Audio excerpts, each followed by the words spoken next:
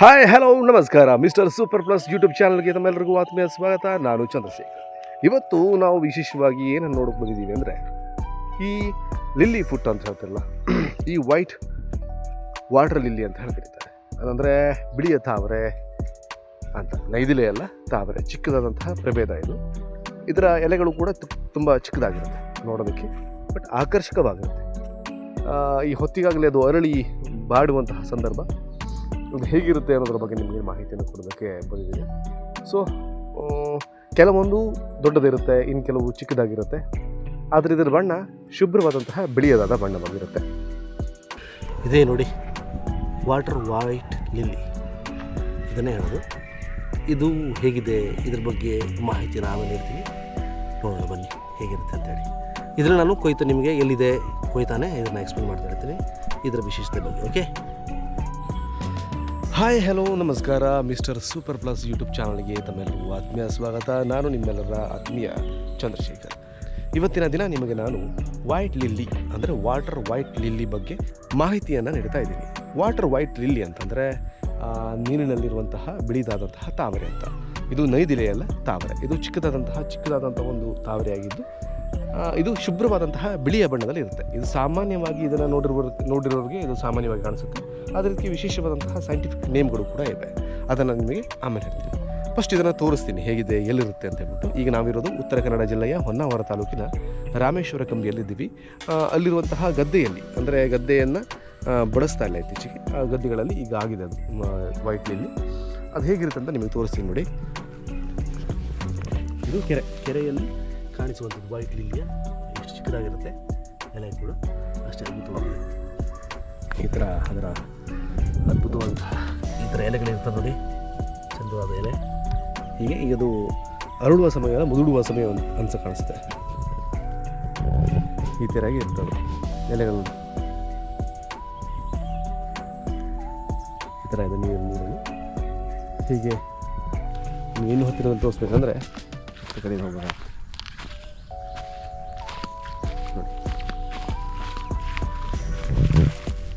ಹೀಗೆ ನೋಡಿದ್ರಲ್ಲ, ಅದೇ ರೀತಿಯಾಗಿ ಒಂದು ಚಿಕ್ಕದಾಗಿ ಎರಡಿದೆ. ನಾನು ಕೂಡ ತೋರಿಸ್ತೀನಿ ಅಲ್ಲ, ಎಷ್ಟು ಅದ್ಭುತವಾಗಿದೆ. ಹೀಗೆ ಇದೆ ನೋಡಿ, ಎಲ್ಲ ಅರಳಿರುವಂಥದ್ದು ವೈಟ್ ಲಿಲ್ಲಿ. ಈಗ ನೀವು ಸಾಮಾನ್ಯವಾಗಿ ನೋಡುವ ಹಾಗೆ ಎಲ್ಲೆಡೆ ಕೂಡ ಸಿಗುತ್ತೆ ಅನಿಸುತ್ತೆ. ಇತ್ತೀಚೆಗೆ ಹಲವು ಕಡೆಗಳಲ್ಲಿ ಇವುಗಳು ಸಂತತಿಗಳು ಇವು ನಾಶ ಆಗ್ತಾಯಿವೆ ಅಂತ ನಮ್ಮ ಮಾತನ್ನು ಕೇಳಿದ್ವಿ. ಕೆಲವು ಕಡೆಗಳಲ್ಲಿ ಮಾತ್ರ ಇದೆ, ಅಂತಂದರೆ ನೀರು ನಿಲ್ಲುವಂಥ ಪ್ರದೇಶಗಳಲ್ಲಿ ಇವು ಬೆಳೆಯೋದು ಜಾಸ್ತಿ. ಈ ಥರ ಇರುವಂಥ ಪ್ರದೇಶಗಳಲ್ಲಿ ಇರುತ್ತೆ ನೋಡಿ. ಈ ಥರ ಆದಂತಹ ಒಂದು ವಾತಾವರಣ ಇರಬೇಕು. ಅದಕ್ಕೆ ಒಂದು ಅದ್ಭುತವಾದಂತಹ ಆಕರ್ಷಕ ಗಿಡಗಳು, ಬಳ್ಳಿಗಳು ಇವೆಲ್ಲ ಇಲ್ಲ. ಈಗ ಎಲ್ಲ ಇಲ್ಲ ಥರ ತೋರಿಸ್ತೀನಿ. ಇಷ್ಟು ಅದ್ಭುತವಾದ ಹಕ್ಕಿಗಳು ನೋಡಿ, ಪ್ರಣಯ ಆಡ್ತಾಯಿದೆ ಅಂತೇಳಿ ನೋಡಿದ್ರಲ್ಲ, ನೋಡಿ ಆಡ್ತಾಯಿವೆ. ಇಲ್ಲಿ ಕೂಡ ತಾವರೆಗಳಿವೆ, ಹೂವುಗಳು ನೋಡೋದು ಈಗ ಅಲ್ಲಲ್ಲಿ ಕಾಣಿಸ್ತಾ ಇದೆ ನೋಡಿ, ನಿಮಗೆ ಅಲ್ಲಲ್ಲಿ ಕಾಣಿಸ್ತಾ ಇದೆ. ಒಂದು ಬಾರಿ ಹೋಗಿ ಬರೋಣ.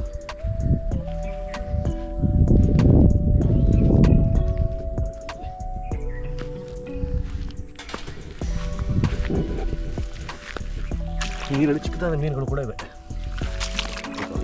ಸ್ವಲ್ಪ ಕೆಸರು ಕೂಡ ಇದೆ ಇದರಲ್ಲಿ. ನೀವು ನೋಡೋ ಹಾಗೆ ಇದರಲ್ಲಿ ತುಂಬ ಕೆಸರಿದೆ. ಕೆಸರಿನ ಮಧ್ಯೆ ಇದೆ ತಾವರೆ ಈ ಥರ ಅದ್ಭುತವಾಗಿ ಹರಡಿರುತ್ತೆ. ಇದು ಮಧ್ಯದಲ್ಲಿ ಯೆಲ್ಲೋ ಕಲರ್, ಹಳದಿ, ಉಳಿದ ಕಡೆ ವೈಟ್ ಆಗಿರುತ್ತೆ. ತುಂಬ ಅದ್ಭುತವಾದಂಥ ಅಲ್ವಾ. ಮೊಗ್ಗು ಹೇಗಿರ್ತದೆ, ಇದು ಮೊಗ್ಗು ಅಲ್ವಾ. ಈ ಥರ ಕೀಳಬಹುದು ನಿಧಾನಗತಿಯಲ್ಲಿ. ಹಾಗೆಯೇ ಎಲೆಗಳು ಹೇಗಿದೆ ನೋಡಿ, ಎಲೆಗಳಲ್ಲಿ ನೀರು ಹೇಗೆ ಅದ್ಭುತವಾಗಿ ಕಾಣಿಸ್ತದೆ. ಮೊಗ್ಗಿದೆ, ಅದು ಹೋಗೋದ್ರಲ್ಲಿ ತಾವರೆ ಹೂವು ಕೂಡ ಕಿತ್ಕೊಳ್ಳೋದು. ಈ ಥರದಾದ ಹೂವು ಬಳ್ಳಿಗಳ ಮಧ್ಯದಲ್ಲಿ ಈ ಥರ ಇರುತ್ತೆ. ಥರ ಆಗುತ್ತೆ ನೋಡಿ. ಈ ಥರ ಮೊಗ್ಗುಗಳು ಹರಡುತ್ತದೆ. ತದನಂತರದಲ್ಲಿ ಈ ಥರದಲ್ಲಿ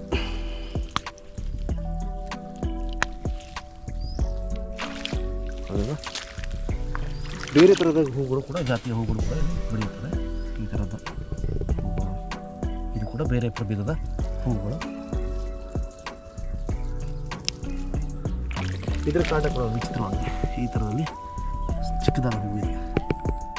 ಯಾವ ಪ್ರಭೇದ ಅಂತ ಗೊತ್ತಿಲ್ಲ ನನಗೆ. ಈ ಥರದಲ್ಲಿ ಇರುತ್ತೆ. ಇದೆಲ್ಲ ಕಡೆ ಇದೆ ಸಾಧಾರಣವಾಗಿ. ಎರಡು ಸುಂದರವಾಗಿ ಎರಡಿದೆ ಈ ರೀತಿಯಾಗಿ. ಬಿಳಿ ನೀರಿನ ಲಿಲ್ಲಿ ಅಂದರೆ ನಿಂಪಿಯಾ ಒಂಡೊರಾಟ. ಇವತ್ತಿನ ವಿಶೇಷ ವೈಟ್ ವಾಟರ್ ಲಿಲ್ಲಿ. ಇದು ಎಲ್ಲಿದೆ, ಹೇಗಿದೆ, ಯಾವ ಥರ ಕಾಣಿಸುತ್ತೆ ಅಂತ ಮೊದಲು ತೋರಿಸ್ತೀನಿ. ನಂತರ ಈ ಹೂವಿನ ಮತ್ತು ಹೂವಿನ ಗಿಡದ ಬಗ್ಗೆ ವಿವರಣೆಯನ್ನ ಕೊಡ್ತಾ. ತಣ್ಣಗಿದೆ ನೀರು.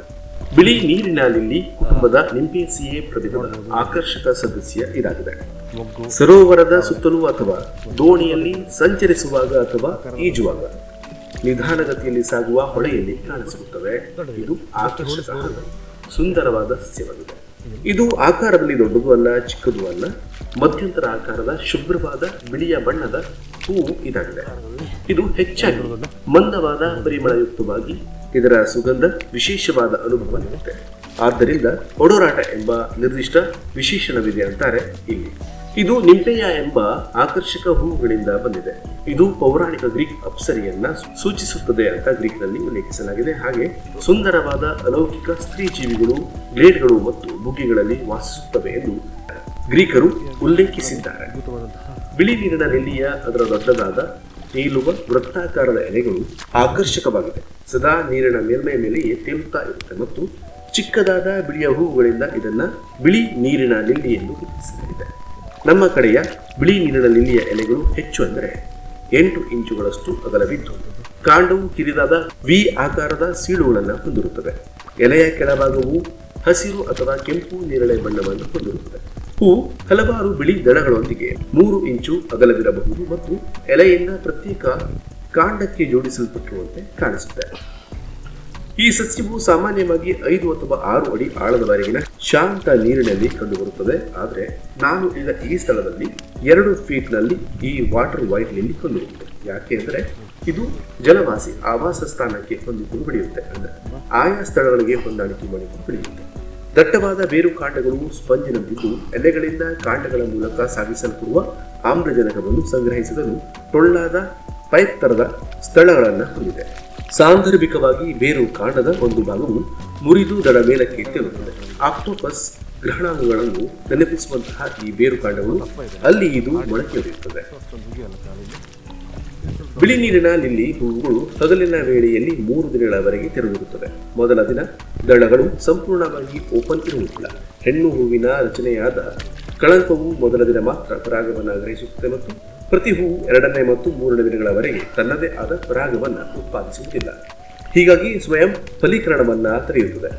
ಹೂ ಬಿಡುವ ಮೊದಲ ದಿನ ಚಿರುಂಡೆಗಳು ಮತ್ತು ಜೇನುನೊಣಗಳು ಹೂವನ್ನ ಪ್ರವೇಶಿಸುತ್ತವೆ ಮತ್ತು ಆಗಾಗ್ಗೆ ದ್ರವಕ್ಕೆ ಬೀಳುತ್ತವೆ. ಇದು ಪರಾಗವನ್ನ ಕಳಂಕದ ಮೇಲೆ ತೊಳೆದು ಹೂವನ್ನ ಫಲವತ್ತಾಗಿಸುವಂತೆ ಮಾಡುತ್ತೆ ಅಂತ ಹೇಳ್ತಾರೆ. ಈ ಜಾತಿಯು ಪೂರ್ವ ಉತ್ತರ ಅಮೆರಿಕಕ್ಕೆ ಸ್ಥಳೀಯವಾಗಿದೆ. ಬಿಳಿ ನೀರಿನ ಲಿಲ್ಲಿಯನ್ನು ಅಲಂಕಾರಿಕ ಸಸ್ಯಗಳಾಗಿ ಬೆಳೆಸಲಾಗುತ್ತದೆ ಮತ್ತು ಆಗಾಗ್ಗೆ ನೀರಿನ ತೋಟಗಳಲ್ಲಿ ಕಾಣಿಸಿಕೊಳ್ಳುತ್ತದೆ. ದುರದೃಷ್ಟವಶಾತ್ ಇದು ಕೇವಲ ಪಾಶ್ಚಿಮಾತ್ಯ ರಾಜ್ಯಗಳಲ್ಲಿ ತಪ್ಪಿಸಿಕೊಂಡು ನೈಸರ್ಗಿಕಗೊಳಿಸಲ್ಪಟ್ಟಿದೆ. ಇಲ್ಲಿ ಇದನ್ನು ಈಗ ಆಕ್ರಮಣಕಾರಿ ಸಸ್ಯವೆಂದು ಪರಿಗಣಿಸಲಾಗಿದೆ.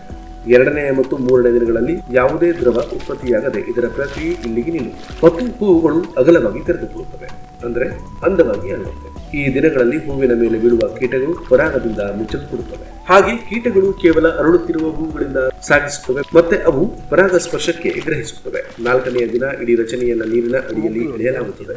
ಅಲ್ಲಿ ಬೀಜಗಳು ಪಕ್ವವಾಗುತ್ತವೆ. ಜಲಪಕ್ಷಿಗಳಾದಂತಹ ಕೊಕ್ಕರೆ, ಬಾತುಕೋಳಿ ಪಕ್ಷಿಗಳು ಮತ್ತು ನದಿಯ ಪ್ರವಾಹಗಳು ಬೀಜಗಳನ್ನ ಬೇರೆ ಬೇರೆ ಸ್ಥಳಗಳಿಗೆ ಹರಡುತ್ತವೆ.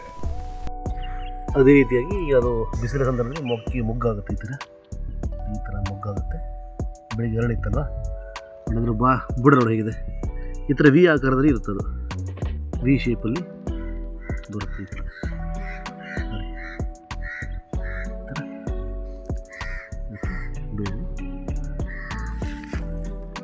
ಅದರ ಬೇರು ಈ ಥರ ಹರಡಿರ್ತಾರೆ.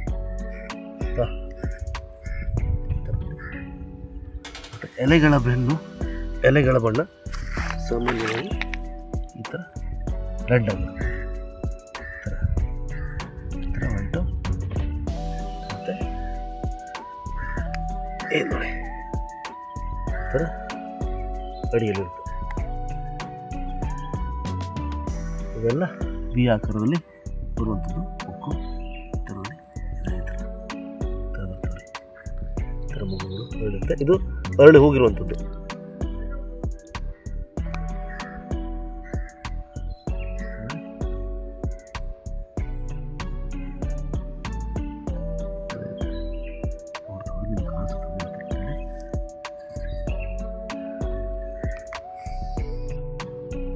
ತೋರಿಸೋದಕ್ಕೆ ಈ ಥರದ ಎಲೆಗಳು ಬರುತ್ತದಕ್ಕೆ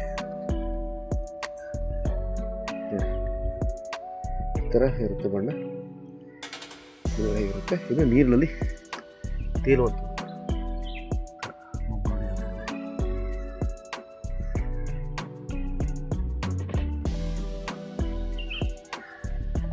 ಈಗ ನೋಡಿ ಮೊಗ್ಗಿರಲಿ ಒಂದು ಮಾತ್ರ ತಗೊಳ್ಳೋಣ ನಾವು. ಒಂದು ಮಾತ್ರ ತೆಗೆದುಕೊಳ್ಳೋಣ. ಸರಿ,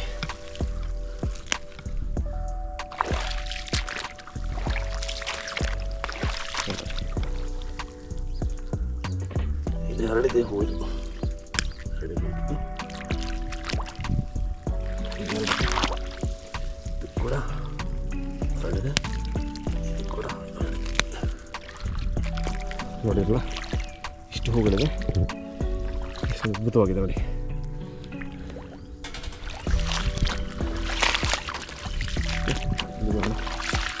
ಇದು ಹೂಗಳಿಗೆ ಕೆಲವೊಂದು ಬಾಡ್ ಹೋಗುತ್ತೆ, ಕೆಲವೊಂದು ಇದೆ ಕೂತು ಹೋಗುತ್ತೆ. ನೀರು ಬಿತ್ತಾಗಿದ್ರೆ ಕೆಲವೊಂದು ಹರಳೆ ಇರುತ್ತೆ.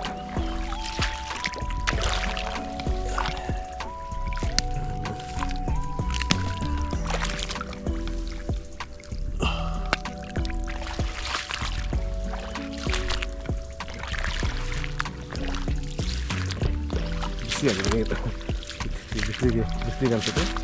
ನೀರು ಬಿಸಿ ಇದೆ. ನಾನೀಗ ಖಾಲಿ ಮಾಡಿದ್ದೀನಿ. ಮುಂದೆ ಕಳಿಸಿ ಹೂವು ಅಂತವರಿದೆ.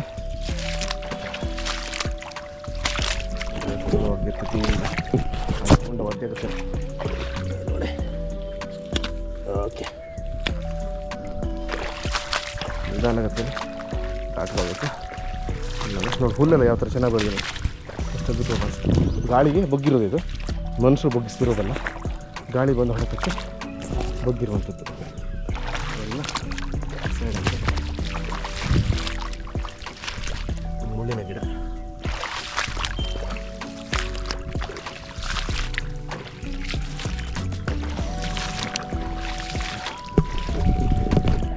ನೋಡಿ ಎಲ್ಲ ಹೇಗಿರುತ್ತೆ ಅಂತೇಳಿ.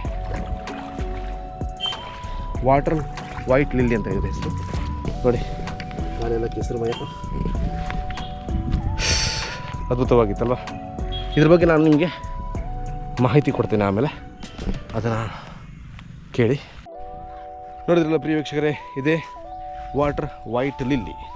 ಇದು ಉತ್ತರ ಕನ್ನಡ ಜಿಲ್ಲೆಯ ಹೊನ್ನಾವರ ತಾಲೂಕಿನ ರಾಮೇಶ್ವರ ಕಂಬಿಯಲ್ಲಿ ಇದೆ. ಎಲ್ಲ ಕಡೆ ಇದೆ ಅನಿಸುತ್ತೆ, ಆದರೆ ನಾನು ಇವತ್ತಿದ್ದಂತೂ ಈ ಕಡೆ ಜಾಗದಲ್ಲಿ ಶೂಟಿಂಗ್ ಮಾಡಿರುವಂಥದ್ದು. ತುಂಬ ಆಕರ್ಷಕವಾಗಿದೆ. ವಿಶೇಷವಾಗಿ ಇದನ್ನು ತುಂಬ ವ್ಯಾಪಾರಿಗಳು, ಅಂದರೆ ಇಲ್ಲಿಯ ಗ್ರಾಮೀಣ ಪ್ರದೇಶದ ವ್ಯಾಪಾರಿಗಳು ಇದನ್ನು ಕೆಲವು ಕಡೆ ಹೂವನ್ನು ಮಾರಾಟ ಮಾಡ್ತಾರೆ ದೇವರ ಪೂಜೆಗೋಸ್ಕರ. ಕೆಲವು ಇಲ್ಲ ಹಾಗೆ ಇದೆ, ಇತ್ತೀಚೆಗೆ ಇಲ್ಲಿ ಹಾಗೆ ಇರುವಂಥದ್ದು.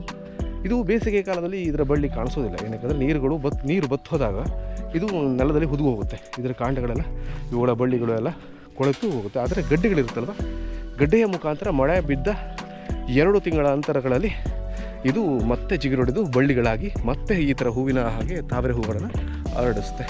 ಎಲ್ಲ ಕಡೆ ಆಕರ್ಷಕವಾಗಿದೆ. ಇದರ ಸುಗಂಧ ಕೂಡ ಅದ್ಭುತವಾಗಿದೆ. ಅಂದರೆ ಅತಿ ಹೆಚ್ಚಿನ ಪ್ರಮಾಣದಲ್ಲಿಯೂ ಇದರ ಸುಗಂಧವಿಲ್ಲ, ಅತಿ ಕಡಿಮೆ ಪ್ರಮಾಣದಲ್ಲಿಲ್ಲ. ನಮ್ಮ ಮನಸ್ಸಿಗೆ ಮುದ ನೀಡುವಷ್ಟರ ಮಟ್ಟಿಗೆ ಇದರ ಸುಗಂಧ ಇದೆ.